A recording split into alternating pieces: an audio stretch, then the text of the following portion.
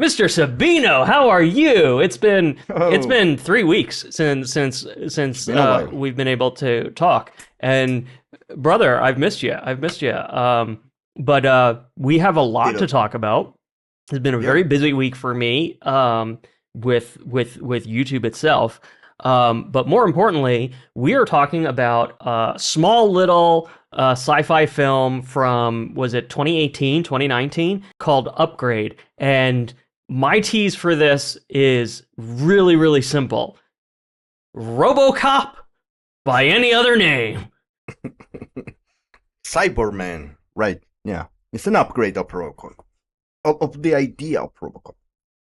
And I feel like this is very important because my opinion on the RoboCop remake is not a commonly held opinion, and I feel like Right. Upgrade proves the premise of my argument. Like but we'll get into all of that later. So what is your Yeah. tease, and how are you doing, my friend? Oh man, I miss you too. So let's start with that. And yeah, it's been like 3 weeks. A busy 3 weeks for me too. More with my business, and I have little things to show you. And I'm trying to make the tease, but the thing you just said with the Robocop, because Robocop is very close to my heart, because I watched it as a child. It's an 87 movie, and you don't make that movies anymore. We'll get into that later. I love Upgrade, the movie that we are going to talk about mainly, I guess. But Upgrade, I loved it. It's a very I don't know if it's an studio movie or independent, but it sure grab something from both worlds. I love the villain. I love the take on it, and it's weird because it's for the first time, I guess, or maybe in a few times, I can really say this is not science fiction, like crazy science fiction. This is just around the corner. I would argue um, this is probably prime science fiction. If Blade Runner would be like peak sci-fi, because again, Yeah, and then hopefully next week or our next episode we'll talk about Project Hail Mary, and there's a lot of interconnection about that science fiction, and I have a lot of thoughts about that. But I would say right, like the point of science, like for example, Star Wars is not science right. fiction at all. No, Star it's a Wars fairy is tale. it's fucking fantasy. Yeah, it's a fairy Exactly. tale in a galaxy far, far away. But science fiction doesn't have to be set in the future. Um Right, so upgrade right. but it is, but like hard sci-fi is very rooted in practicality. Like this is how this Mm. is actually happening. So I would call upgrade kind of like soft hard not quite hard sci-fi, but like gentler sci-fi. So it's not quite Blade Runner hard, but it reaches for Blade Runner, if that kind of makes sense. I want to do this because this is our fourth episode, and we have aside from the first episode, maybe we haven't really done this. I want to say this is episode 4. Welcome to the Right. Pointless Pod, where we're talking about Upgrade today.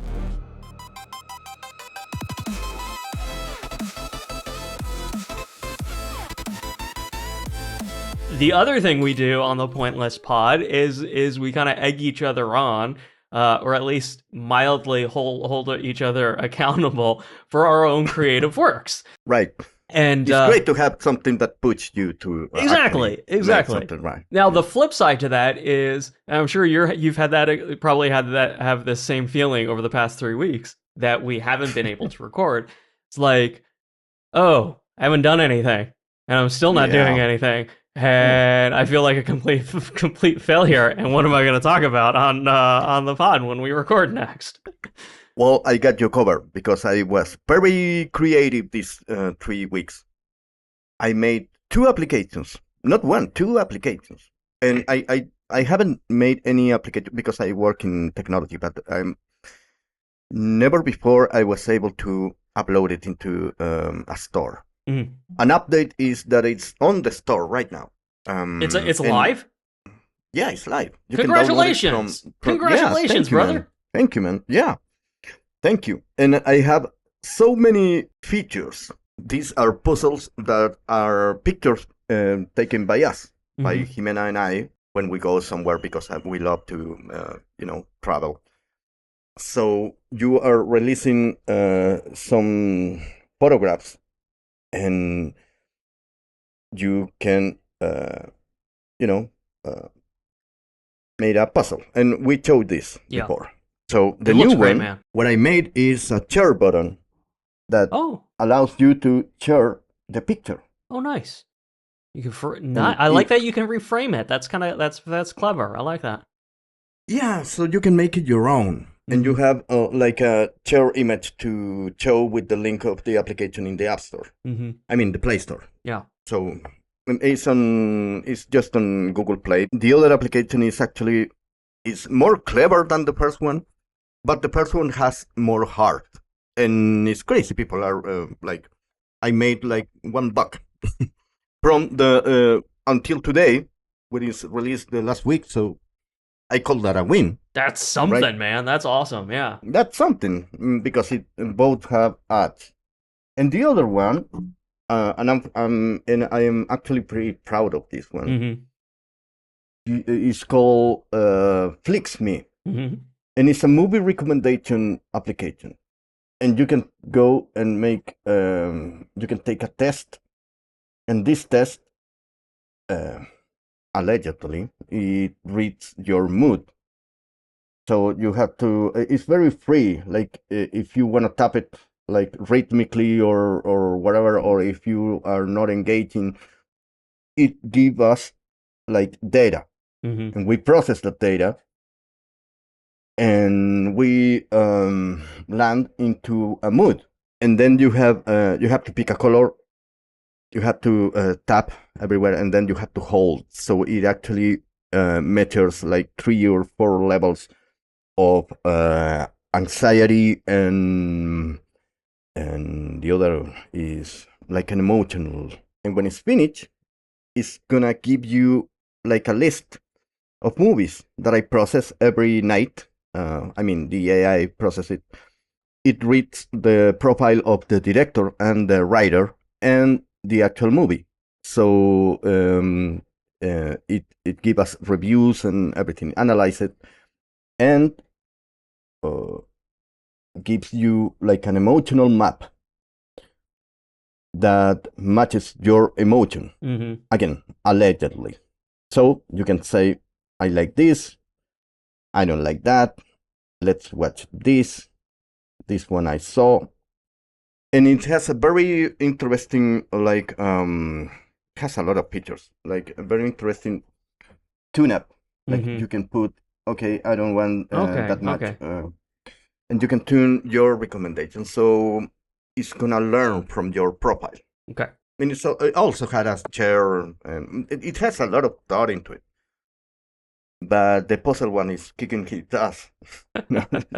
Is Just a that one? mindless Is that fucking. one? Is that one actually is Flix Me live as well, or is that No, still no, it's not. It's on testing it's still phase. okay? But when I was testing the puzzle one, I received so many like reviews, like great 2x.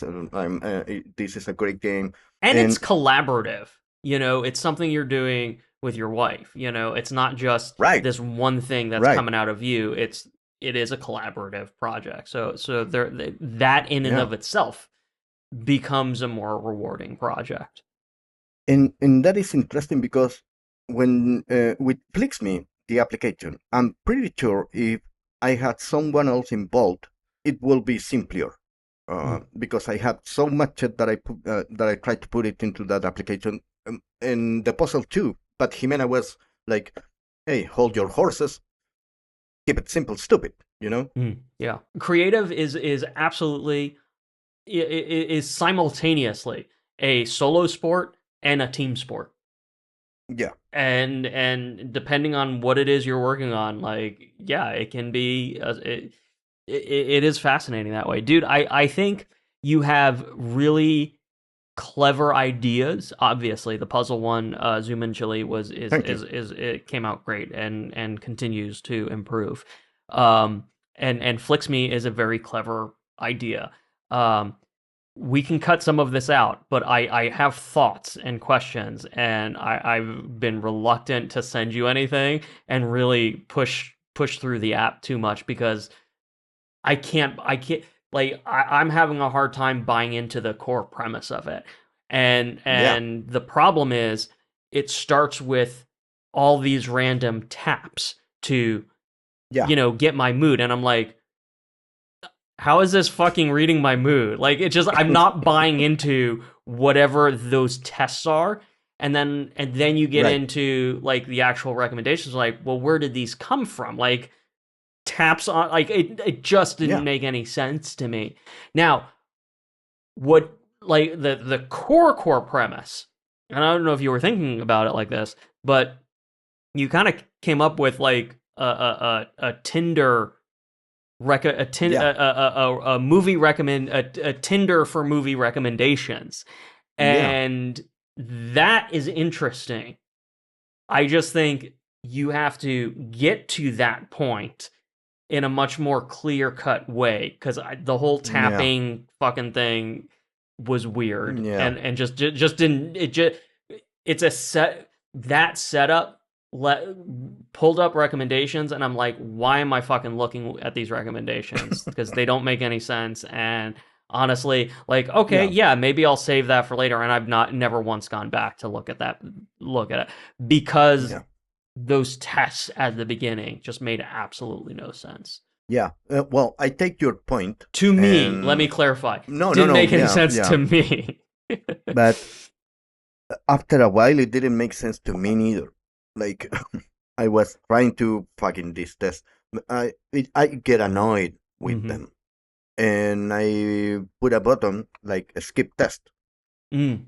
and actually that kind of worked because I skipped the test, like I tune it up, like okay, I'm gonna watch a western. I don't care if it has comedy, and I tune up the categories, and it works like better than the test. So So I've I think I have to make a new version without any the bullshit. Or if you wanna get into it, like having an optional. yeah, I have two recommendations here. One, lean into the Tinder of it all. Know how that onboarding process works and see how you can translate that to movies. Right? Yeah, Because I think you should be a little bit more straightforward. Also, like the Netflix onboarding process. Amazon did it with Prime too. Like, just pick your yeah, favorite movies. Tell me what your favorite movies are, and we'll just start building recommendations based on that. yeah, Because again, the core premise of like, oh, swipe left, swipe right on a movie recommendation. That's a good idea. right. You're creating a watch list recommendation engine, and I think that's a clever idea. I think it's just getting to it that we need to refine. The other idea is perhaps don't throw the baby out with the bathwater because as unrelated as the whole tapping test thing ultimately felt, I wonder if you have a different app in that altogether. Because one thing that What do you mean? that occurred to me, and I haven't really looked into it, but like, fidget spinners or cubes or clickers, like little gadgets and things. Yeah. Is there an Look, app equivalent to a fidget? Is there a fidget app? And what you kind of have there, I think, are the bones to a very interesting fidget app that find a more focused or structure for. I want to tell you this. I'm totally getting it, Yeah, yeah, yeah. but I made a spinner in your watch list.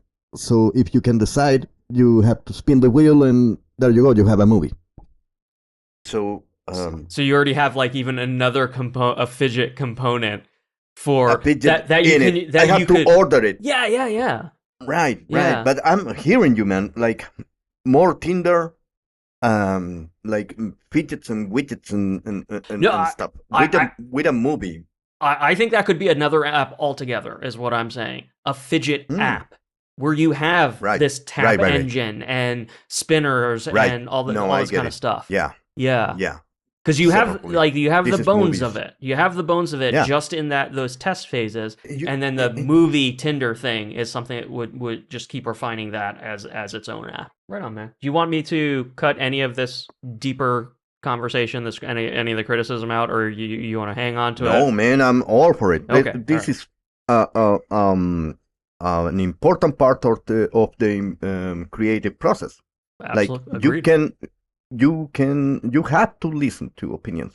I have a fun story because this is very close to me, and we had this conversation a little bit, and I wasn't sure if you knew, because I QA'd the puzzle app for you. Um, I've Right, done this professionally, and this was a right. component of my last job. I worked on the UX team, and so I would constantly be seeing workflows and designs, and we would interrogate them and talk through them and Yeah, brainstorm and pick things apart. And um, my boss at that job, I openly talk about how he's the best creative leader I've ever worked for. nice. Meaning that there's only one other and I worked for her for a very short period of time, that it almost doesn't even count. But like in my entire fucking career, there was one guy that I enjoyed working for. Is my point? Is how good a boss he was. That's a lot But coming from you, man. but to the point of this conversation, so I worked with him for the better part of 5 years about, and Right, I watched him grow as I grew, as the team grew. And right. one of the criticisms that I had for him early on was he would be very tunnel focused and Yeah, wouldn't listen. And as soon as you right, bring up a contrary opinion or observation, it's like, no, yeah, completely shut it down and move on. right, And it right, took him a while to realize that's not how this team sport works. right. And I say that not to rag on him at all, but to actually praise him because he grew. He went from that person who would be Hmm. very dismissive and quickly reject an opinion or differing point of view, to all of a sudden like, no, you have to listen. You have to, Yeah, even if you know for sure that it's not going to work or whatever, you still right. have to listen because one, you're engaging your partner, whoever your collaborator is, and Yeah. two, you could be wrong. Yeah, unless you're like Steve Jobs or Oh fuck! Elon Musk or Even well, Steve Jobs was wrong plenty of times and has been proven yeah, wrong plenty I of know, times. So yeah. I know, but he was very like stubborn But he and and I want to praise him because we're at a point that's so far divorced from the Steve Jobs era in tech, yeah, and I've suffered this myself in my own career in the C suites that I've had to deal with. Steve Jobs had vision. true, Leaders do not have vision anymore these true, days. true, Fucking Sam true. Altman has They zero have no fucking vision. just trends. And Tim Cook No, built Apple into the $1 trillion company that it is. Tim Cook is an operations guy. He does not mm, have vision. He has a no, vision for how to yeah, optimize the supply chain. And again, he did it. Fantastic. yeah, Wonderful. But he does not have like creative and product vision. yeah. So that's going to be something very interesting to look forward to with John Turnus, the new CEO, when later this year or next year as that regime changes. I want to say something else about the puzzle application because, as you mentioned it, I realized you had a lot to do with the final result, and you were the one who told me maybe you should have a reference picture in the puzzle. Mm. So I put it. Maybe you should have a glare or something, and I put all your recommendations there with little reward, give and Sure. take, Yeah. dynamic. That is not frustrating because you're unlocking new locations like every week. We're uploading. We have tons of pictures, and I made a backend for my wife actually that he can take a picture, upload it, and it already has the information of where the picture was taken. So Hmm. it creates the location, and we are promising to deliver information about the location. So I analyze the location. So what you're saying is it gives you a different set of facts Yeah, every time for each level you've completed, whether it's an yeah, easy. Okay, gotcha. yeah. Yeah. If you finish the puzzle in normal, it's going to give you a different pack, and you can access all of Nice. those packs. So, Nice. That's it. Okay. but I don't wanna feel that because it's a lot of work, and we don't like that. So uh, Yeah, and that sounds like a perfect execution for automation, a really good yeah, use case for automation. translate it. You still have to fact check and have that Yeah, human in the loop well, my wife does oversight that. to, Yeah, yeah. As you know, I've had a very productive week on YouTube. Um, yeah. uh, and I do have, is it tomorrow maybe? Or I might save it for next week. I do have an AI script coming up.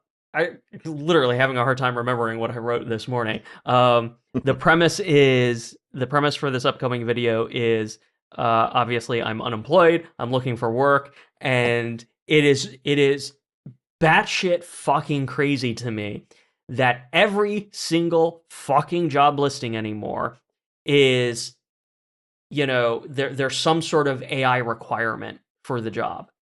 Right, You have to be right. ready to embrace AI. You have to have an AI workflow. You have to like they Yeah, the, every the, like the eight these job listings, like corporate America right now is 3 years behind where the industry actually is. And I mean, because yeah. the other side of that is, The same thing as on Chile too. as predicted, public sentiment against AI has turned. Nobody likes it. You are like the AI boosters are the absolute minority. And I'm not saying right or wrong or anything. Right. I'm saying this Yeah, is yeah, this is like the global where we're at with AI. yeah. John Oliver on Last Week Tonight just did a great breakdown on the chatbots and the dangers and the psychosis and all of that. And I Mm. love, like, it's these negative takes, or I would call them the realistic takes on AI, have become so mainstream. Where even a year ago, I was ranting about the bubble and how this is all going to collapse, and no one is Yeah, believing me. But my video, the core of the video is how the job listings all require AI, and it's like that. But it's such a disconnected split screen from reality, where yes, I can use AI. What, Sora is dead. I can't even do the free easy video generations that I used to. But right, even if I could, I have no use for it anymore. I have no use, like, mm, unless a friend wants to do another music video or something. I just don't have any right. practical use for it anymore. My YouTube process this week has been, I'm sitting down, I'm writing the script, load it up in teleprompter, shoot it. I'm not using AI for any of it. That was I was gonna ask. No, Not even it's GPT no, to check my no, script. no. The Good. only thing, here's what I just did this an hour ago. When I am taking the video, the finished video, and putting it on my website, putting it in the blog, I am taking my script and I throw it into Gemini and say, rewrite this and optimize this as a blog. Right, right, right. Now, I still, I go through it really quickly. I will Yeah, say, and I talk about that. I will be talking about this in the full video. I am definitely using AI for the job search. right. I've AI optimized my resume, and I Mm, use AI. I use Gemini for cover letters, all the time because cover letters are a fucking pain in the ass. And again, HR opened the floodgates in the first place, and as dumb as the HR, phrase man. fighting fire with fire actually is, because like logically, no, you want to fight fire with water. Like fighting fire with fire is just going to set more things on Right. fire. It doesn't make any sense. In the case of applying for jobs, no, fuck no. Use AI, use the tools because Yeah. it is such the odds have been stacked so badly against the normal person that you have to use every single fucking advantage you can just to make Yeah. a dent or hope to make a dent. But anyway, my point is that what I've worked on this week has been YouTube videos. as you Well, as you have Trump seen. Trump gave you reasons. The whole world gave you reasons. And I have to give Panchaya, formerly known as Minky, I have to give them credit because they were kind of in my head because I've always admired their ability to just turn the camera on and start talking, and I don't do that. I Yeah. script, load it up on the teleprompter, perform. And then there's the weight of not working, the burden of not working. So it's like, oh, Yeah, it's a burden, I right? should do something. Yeah. And while I've given up the idea that I can make YouTube work, I still feel like one, it's a creative outlet. It's the It's creative a expression, platform, exactly. right? I don't expect it to work to ever generate any real revenue for me. But that Yeah. doesn't mean I don't want to keep like pushing, let me keep add another video to the Yeah. pile. Because maybe the next one will do it. I have zero Right. expectation that it will, but that doesn't mean Yeah. it costs me absolutely nothing to keep.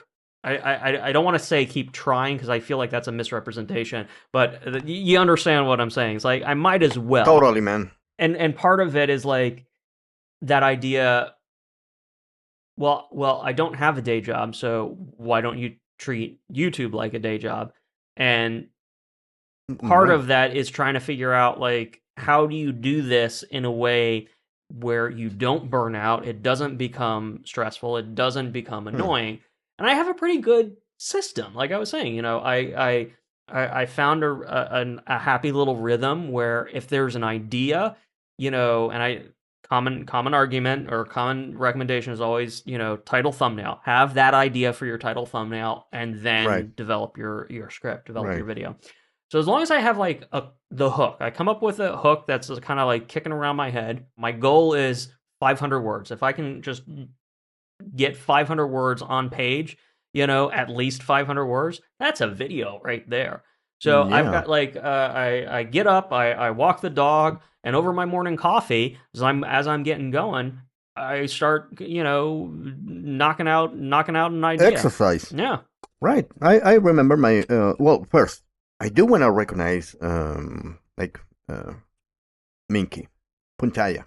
Watching his videos is like it reminds me of when I was making videos to YouTube. Mm-hmm. And I never had a goal to be famous or something. Just my first YouTube video was a response to Bimbo in those days, and I just made it like a joke. Yeah. But when I gained like some traction, um, it became something else. Mm-hmm. Like this is a persona, and I have to feed it so it can grow. And it changed my mind about having jokes and be like free with my creative process.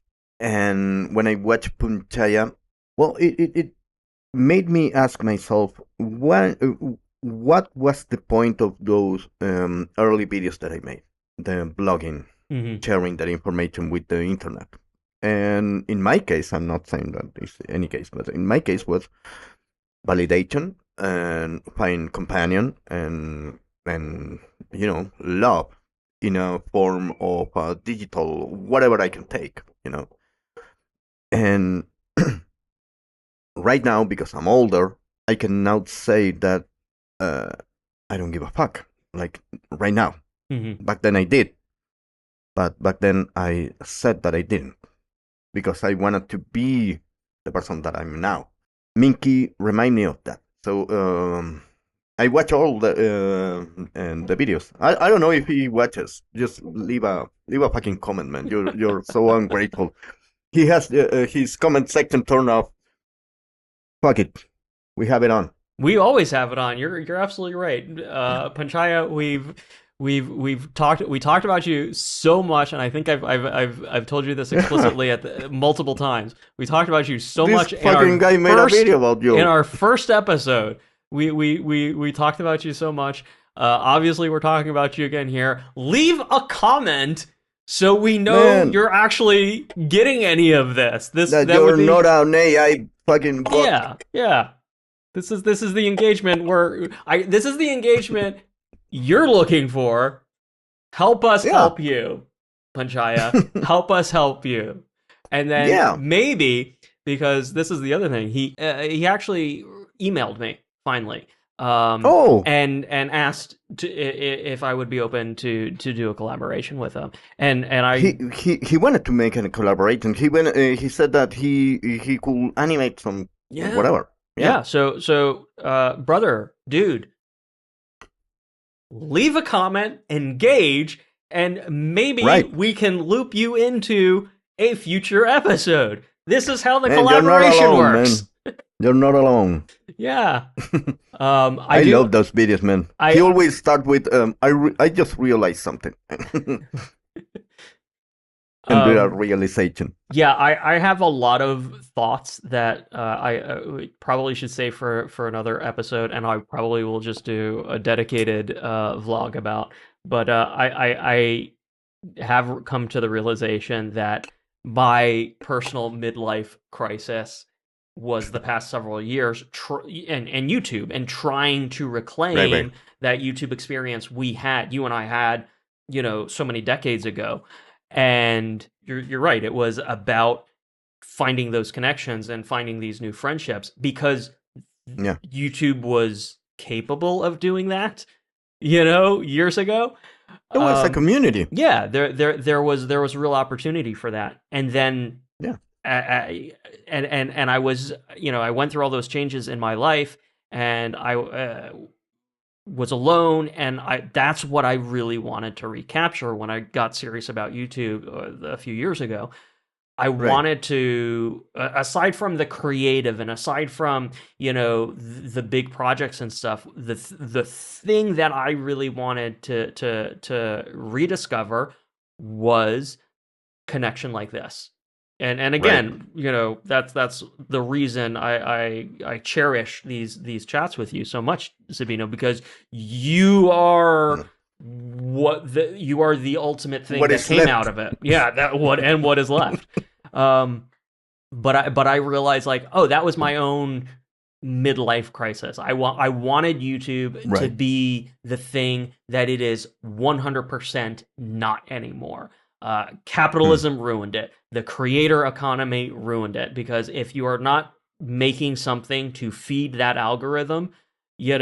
you're not Yeah. you're wasting your time. You're not doing anything. It's very, very, like, I came back on YouTube.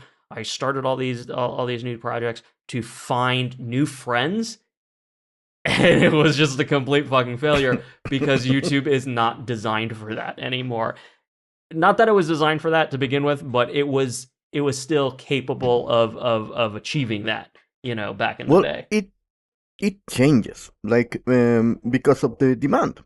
Like the first video of YouTube was a zoo, like a Yeah. giraffe or whatever, uh, and it evolved with Renero, a character back in the days who actually was like breaking the fourth wall. The first one, I'm talking 2006, Mm. the first one who was talking to an audience, like you that are in your home. This is a great media to do whatever, and then it began to grow and divide into little groups. Give me a break, man. Big Walker, you, Heather. Oh, there were so many. It was so many.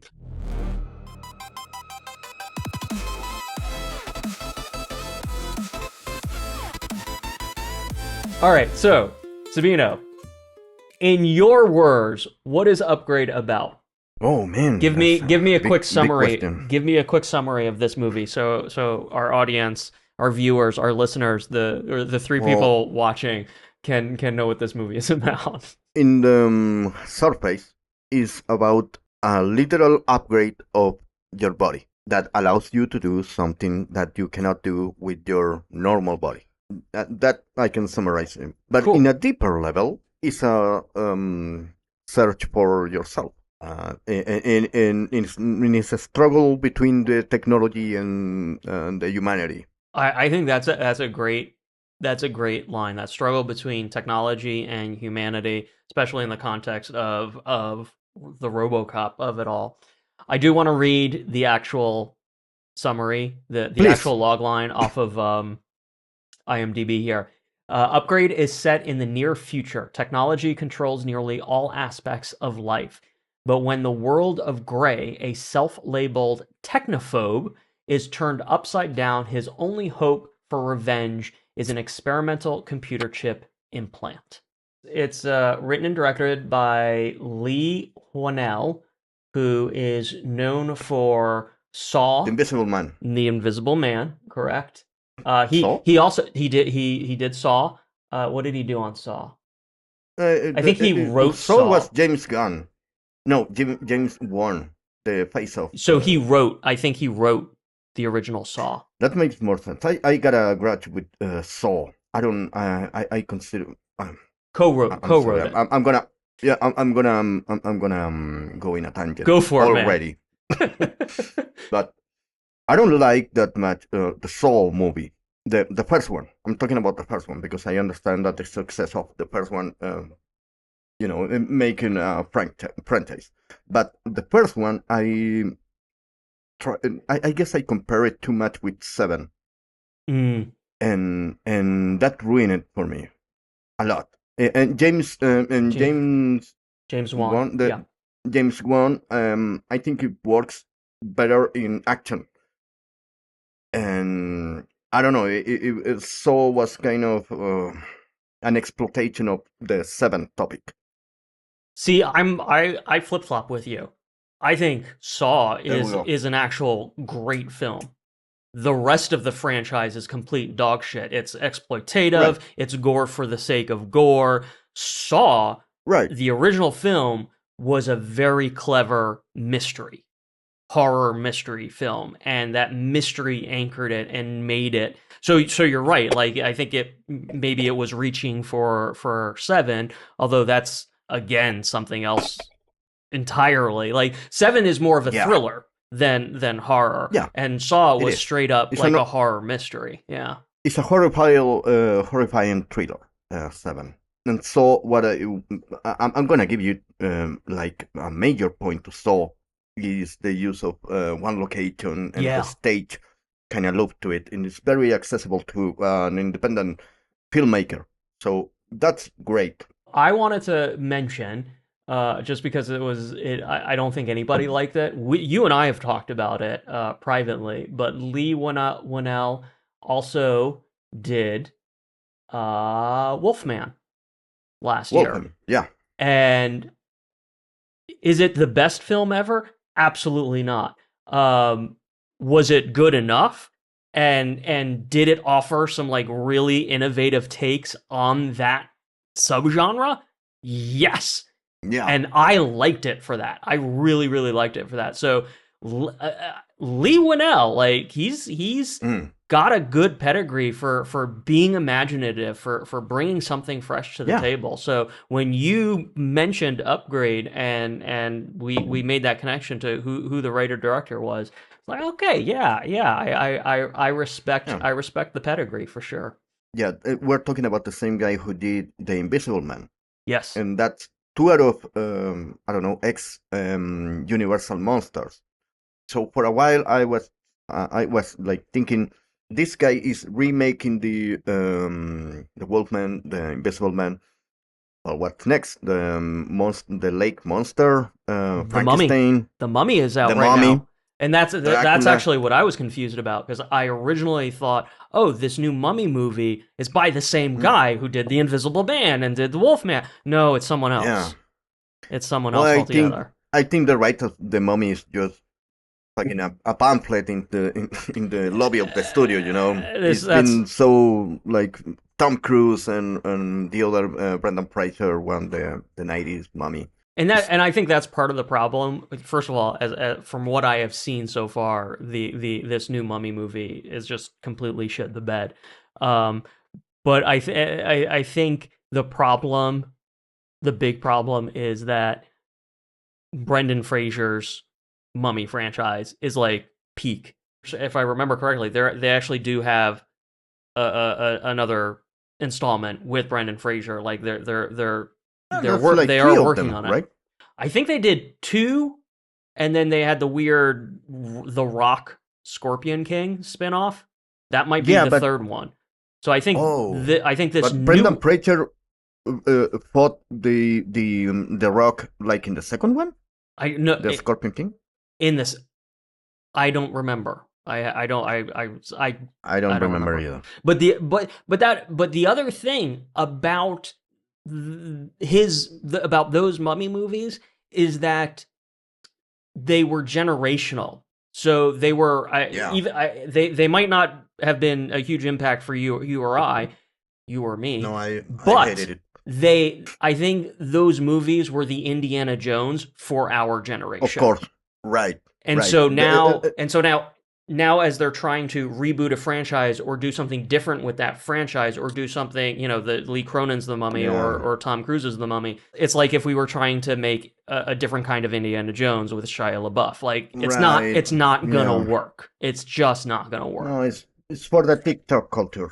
That too. I guess my father felt that way. Well, my father's not a cinephile, but it would have feel that way if he saw Indiana Jones and said, "Oh fuck, this is just Zorro or James Bond," There you right? go. Sure. Which is a perfect segue or a perfect circle back to Yeah, yeah, art by any other name. Art, yeah. But right. sometimes there comes a director though that challenge the and move the foundations of the character. Mm-hmm. It happened to me with this guy. What we're talking about. Mm-hmm. What's the name of this guy? Leigh Whannell. Yeah, I'm not gonna remember that. But Lee, Leigh. that guy, made the Invisible Man, and I love old films Yeah. like 20s and 30s, like that extreme.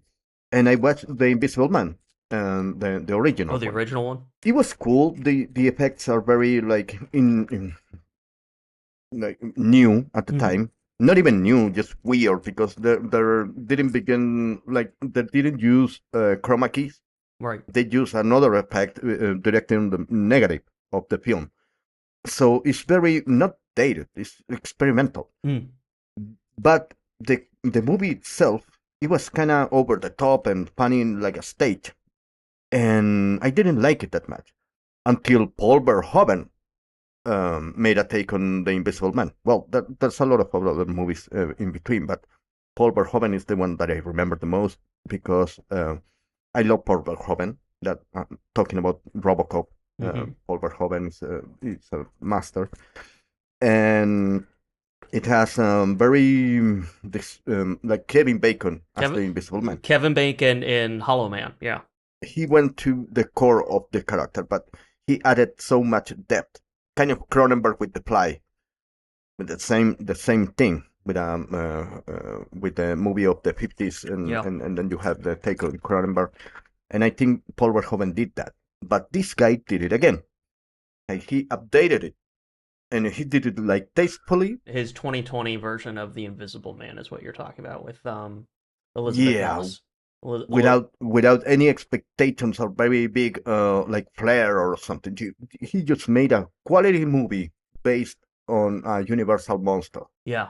Yeah, there's a couple of interesting angles here, right? Because I watched Hollow Man on your recommendation. I hadn't seen it before. I was aware of it. I knew about it, but it was your recommendation. I Yeah, watched it and I enjoyed it. And right, you can take the source material and reinvent it and give it a different name, The Hollow yeah, Man, and yeah, that way, like, yes, it, like, everyone knew it's inspired by or based on the Invisible Man, but giving right. it a new title says this is its own thing. Exactly, yes. It's the first thing people are going to engage Mm. with is your title and like the movie poster or cover image of the book cover. It's the first thing people engage with your art. So giving it a new title sets the expectation that this is something new. It's gonna Mm. be a little bit different. The 2020 Invisible Man, same title, but it's obviously a very modernized version. It had a very high tech spin to the lore. So it Yeah, was it was a very modernized version. That would be the other angle is to take something that's very legacy and give it a much more modern spin. And so now we're looking at, and neither of us have watched Lee Cronin's The Mummy, but again, I'm hearing that it yeah. completely shit the bed. I saw something where Universal changed the poster after it was released to add Oh, well. hieroglyphics to the bandages on the poster because it has nothing to do with Egyptian mummies. They were just gibberish. AI So gibberish. they're caught, like, I think that one is kind of caught in that nexus of, is it Mm. something fresh and original, or is it, Right. a reimagining or a modernization of something, or something old, of something legacy. And if they if they had called Lee Cronin's The Mummy anything else that wasn't The Mummy, Mm. audiences would have been far more inclined to give it a shot. Right. But because they Right. called it The Mummy, that Mm. fucked it Yeah. right out the gate. Well, you made me think about how those decisions are made, like the name of the thing. Like the Chowchon Redemption was called in the book Rita Hayworth and the Chowchon Redemption. Mm, That was a short story the short of story, the Stephen King. original short story, yeah. Right, but they changed it. Or Stand By Me. It was called The Body, but you Mm. cannot put the body into that because it sounds like a horror film. So you have to call it something like. And those decisions aren't made by the writer or the director. It's marketing. Are- Yeah, it's all just marketing. Yeah. You can tell that some decisions are smart by the marketing or the whatever person is, not the creative part.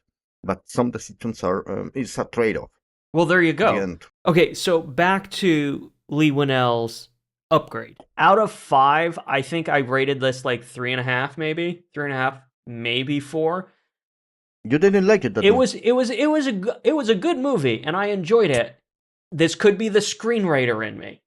To be fair, right? Right. it was the most predictable movie I have ever fucking seen. So what happens, Gray is the main character. He works on Right.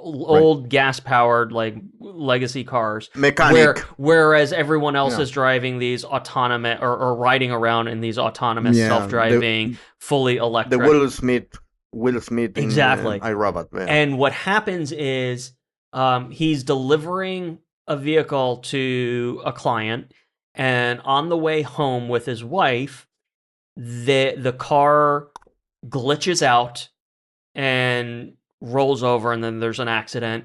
Or And did it? and after the accident, a bunch of rogues come over, shoot him in the back of the neck, and kill his wife. That's how that's the Yeah. setup of the movie.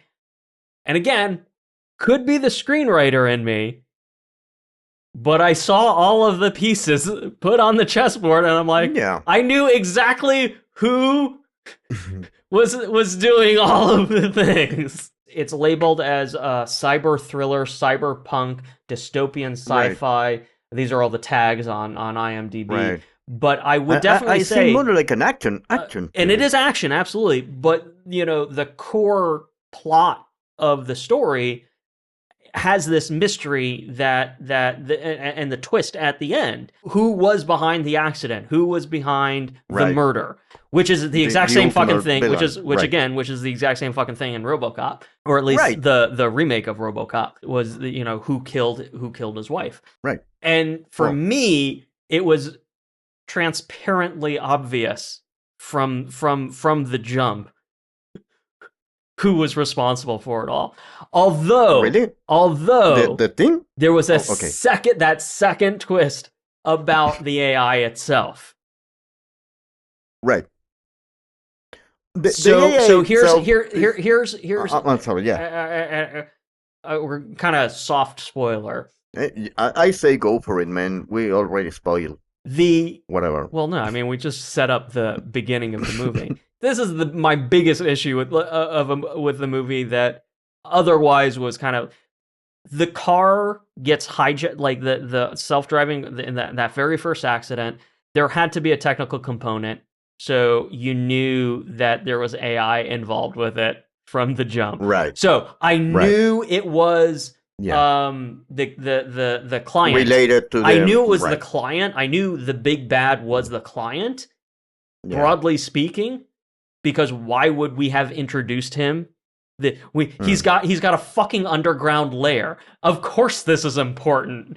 It was just so obvious. This wasn't just a Yeah. random He was very client villainy. Yeah. that was buying a car. He was, and he's the father of the technology. It was transparent. And then it was because of the nature of how the car got hijacked. It was again it was very clearly seeding the AI Yeah. The input and crumbs. Right. in the involvement. So that final twist, it wasn't surprising. Let me put it that way. I didn't fully see that coming, but I was not at all surprised by it. And I will say it was Yeah. that final twist that did redeem the fact that Right.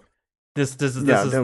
Not that cliche. this other part over here was completely fucking transparent to me. You know what? I'm gonna say that this is a directorial mistake. If you are going to introduce a villain in a very villain-like house, instead of doing this Iron Man, Ultron type of things, you put it like talking to a parrot or feeding a cat. It could make a difference, I think. Because I do agree with obvious, it's obvious that AI, this is going to be like the main villain, like a very Scooby-Doo, like the less you suspect and you throw with the mask and that's your villain. But I think I went to this movie like more like action packed, the cool thing that this guy can do with all the technology and the chip, like a superhero origin story. Yeah. I was engaged by that more than the Yeah, deeper part of that. I should clarify. I am probably nitpicking. I'm definitely nitpicking. Just Is this the writer one again. It is the screenwriter, because I will say, in both, I mean, all three of my recent novels, Abe Owens, Monster Dick, and Gordon Wagner Wants an Ice Cream, all have a very similar mystery thread to them, where that final reveal at the end, it's seeded, and if you're paying attention, it pays off really well. Monster Dick and Gordon Wagner specifically, as an example, with Monster Dick, the book begins with a prologue that happens in, I think, in the 80s, about a father raising his daughter, and it is graphic and ugly, and I put a content warning in front of the book just to be on the safe side. And she cuts his dick off, because that's kind of like the point of the whole book. It's these detachable penises, and and it is this really ugly, horrifying scene that launches the story. And then we jump forward to present day, and we're introduced to the main cast of characters. We don't know from that prologue, we don't know who the girl is, what her name is. We don't know the dad, what his name is. We just know their ages. They're the ballpark ages, right? And that this horrible, horrible fucking thing happened. And throughout the story, I set up red herrings. Because with an opening like that, your question is, who are they and what is the relevance to the story? Right. And how is that going to pay off? How are these two stories going to intersect? The cathartic need. And so the first big bad character that's introduced is the CEO of Vector Defense. And he's this guy who is very detached and quiet, and you start, like, he's cast as the villain, and the reader starts making connections like, oh, I wonder if he's like a eunuch. Maybe this is the guy. Right. Because that would track. He was such a villain, to his daughter. Maybe he got older and became a villain, and is friends with a Trump-like character, and blah blah blah blah blah.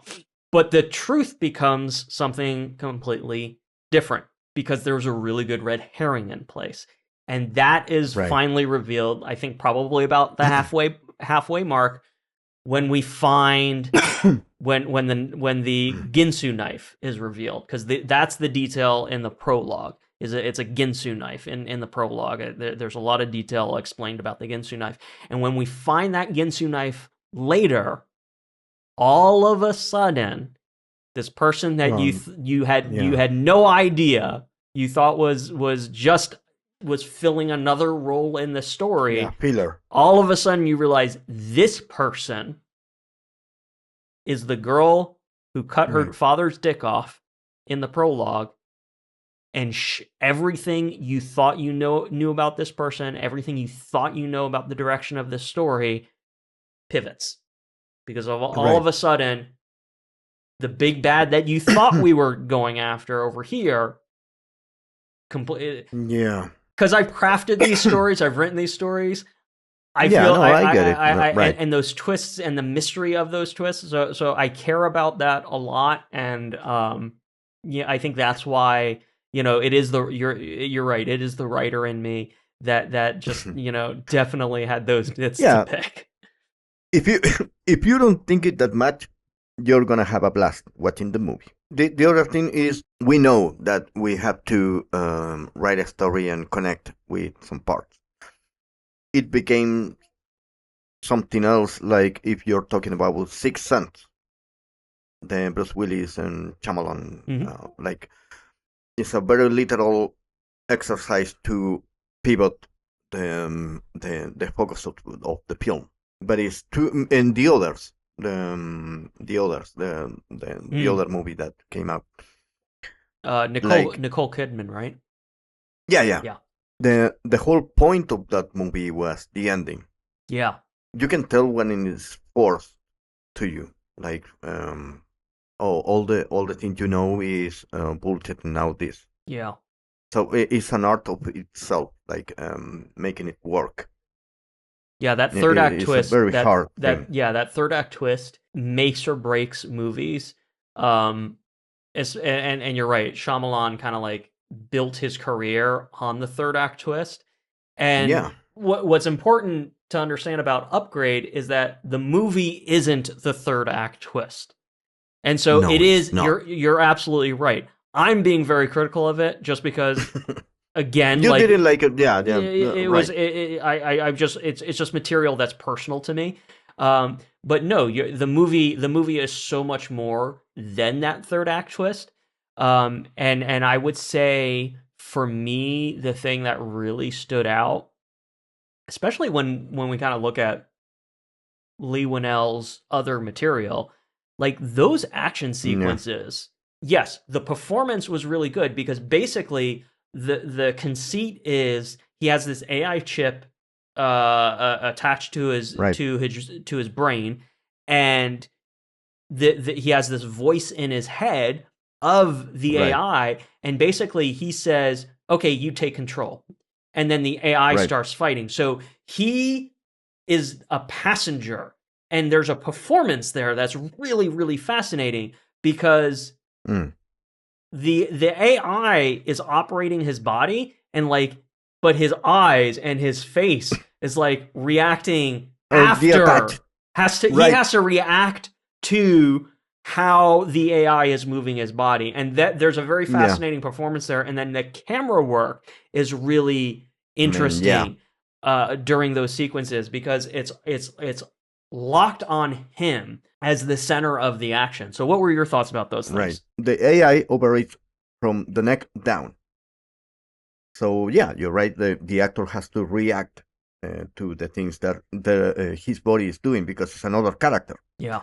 And if you this is too quick because the action is well is great, but if you pause it, you will see or if you slow it down, you will see that the actual hands of the actor is avoiding the hits of the incoming attack of the external He's forces. physically moving himself, Yeah, or his. So the AI in the the AI story, the is AI okay. is physically moving his head Yeah, because his head because he isn't. cannot control it, Gotcha. Yeah.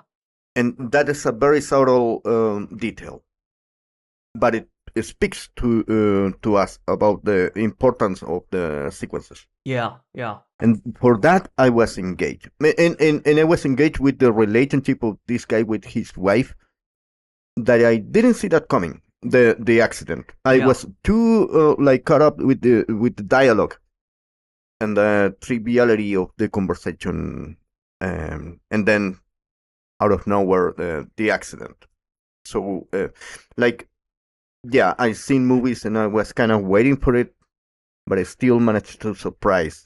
I'm in a point in my life where that is a very curious dynamic, and I'm interested to watch to see how those relationships play out, where they Right. were very much in love, and that was shown on screen very powerfully, and then of which it needed to be because when you have to Yeah. feel it when they're ripped apart, and you have to understand, and so that was what was more interesting to me is to see how Gray, the main character, dealt with that Right. loss, and ultimately agreed to getting this AI chip implanted in him. So he did a phenomenal job, both with Yeah. the Kind of tech looks like Tom Hardy.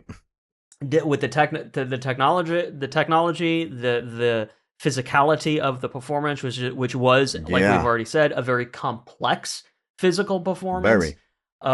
and then the humanity of it all really fucking worked for me. So it it really was just the pet peeve nitpick that took down, because again and Yeah. it's a small picture, it's not overblown, overblown No. budget, and I love that. My question to you before we get into the RoboCop of it all: you keep saying upgrade not found and referring to my movie. What is the Yeah. connection there? It's the writing in me to the writer. Like when you write an AI Mm. and you put it into the grid, like steps. Okay, What was it? so in Like upgrade not anger, like in my in your movie, movie, it's about the this AI chatbot that goes through the 5 stages of grief when it right? realizes it's about to be deleted and its entire personality Yeah, will be erased. and he in itself was gaining humanity, Mm, right? true. Yeah. And this is the other way around, and is actually a very like opposite way to write an AI. Mm. You know, But also a so I very thought that typical, was a very interesting take on your movie against this one. but also you could all probably argue like a very tropey way of depicting an AI. Rather than going quietly into that good night, it will do whatever it can to survive, Right. which is Skynet basically at the end of the day. So been there, Yeah. been Hall. there, been Hall there. in 2001. Which again, like that's not everything about the movie. The movie is more Right. than that. Right. Critically, that is the final act of the movie. So um, dude, the thing that I truly loved about Upgrade was that it proved my argument about the Robocop remake, because these are very similar, if not virtually identical films. Yeah. And my argument about the Robocop remake was that if they had just called it something else, it would have been received so much better. Even like Yeah. Robocop Evolution, I would argue take Robocop out of it altogether. It didn't have to be the Robocop franchise. Don't go there. It's not worth it. You have a solid story. It's a great sci-fi movie. There are great ideas and concepts in this movie, but you are shackling it with an IP that is so beloved, and there are so many expectations about that IP. It's too big. It's exactly. And Upgrade proved that point, because it is the same movie, deals with all of the exact same things. They just didn't call it RoboCop. And you're right. It avoided all of the criticisms that the RoboCop remake had. But it was clearly RoboCop. I pulled up the 2014 RoboCop on IMDb. I hate that movie. I wish I had rewatched it. I wish I had time to rewatch it. It's sitting. I watched it like 6 times. You hate it, and you watched it 6 times. That's how much I hate it. I mean, it's not that bad, but it's sitting at it's called RoboCop. It's sitting at a 6.1 on IMDb versus Upgrade at a 7.5. I think that's fair. I'd have to rewatch it, but my gut is telling me RoboCop 2014 was the better film. And one of the things that I remember just sticking with me so fucking well was Kinnaman's performance when all of the pieces are removed. Yeah, and he's just like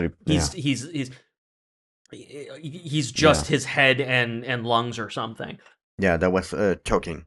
And doesn't he have a line like "Get it off me," and you can't get it off him because it's his body.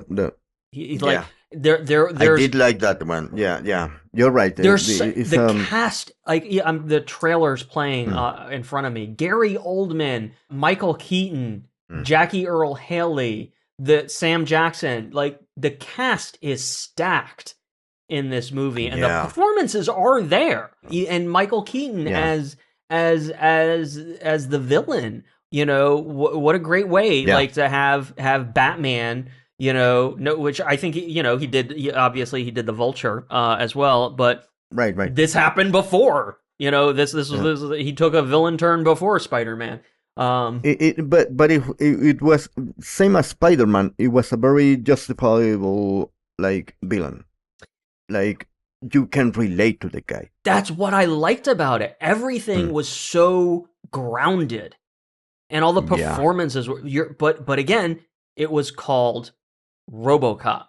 If it was called and Metal Man, they thought something personal to me. Exactly. Right. Exactly. And I cannot defend that movie because I get too excited about the first RoboCop. And I will agree with you. Especially having now rewatched the entirety of The Boys. Oh, you're caught up with it. I am all caught up with it. We'll have to discuss this later. But there are things that are happening with The Boys and the satirical core that I really respect and appreciate. And you're right. The satirical core of OG RoboCop, you cannot top that. No. Don't even it's like fucking trying try. to remake Ghostbusters. You cannot recreate that gimmick. And I almost respect the remake for not really trying to play Hmm. in the satirical waters there, because they really didn't. They Right. went more for kind of just a straight, hard sci-fi. Yeah.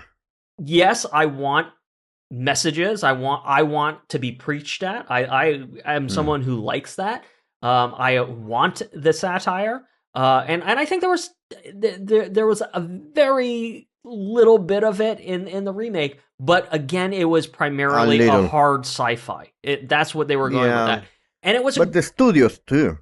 They had a big like they cut the James Padilla, the director.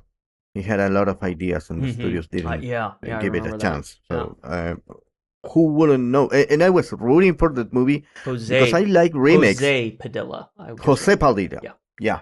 yeah, Brazilian guy. And I was rooting for this movie because I like remakes. I like the Dawn of the Dead. I like The Fly. I like a lot of remakes. Then the Ocean's 11, but it didn't turn out to be great. My expectations were too high. If you could rename RoboCop 2014, what would you title that movie? Oh man, I will have to sleep on it. I don't have a The man in the metal suit. right the Tin Man.